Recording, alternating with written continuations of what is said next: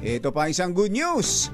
Aprobado na sa National Wages and Productivity Commission ang taas sahod ng mga manggagawa sa Cordillera Administrative Region at sa Mimaropa. Dahil dito tataas ng 40 pesos ang arawang sahod ng mga empleyadong kumikita ng minimum sa Cordillera.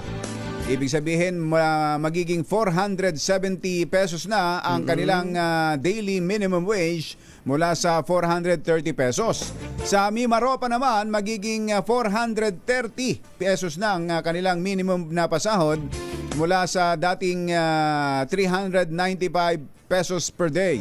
Ipatutupad ang aumento simula December 24. Samantala, aprobado na rin ang 1,100 pesos na monthly increase sa sahod ng mga kasambahay. Kaya aabot na sa 6,000 ang buwanang sweldo ng mga kasambahay mula sa dating 4,900 pesos.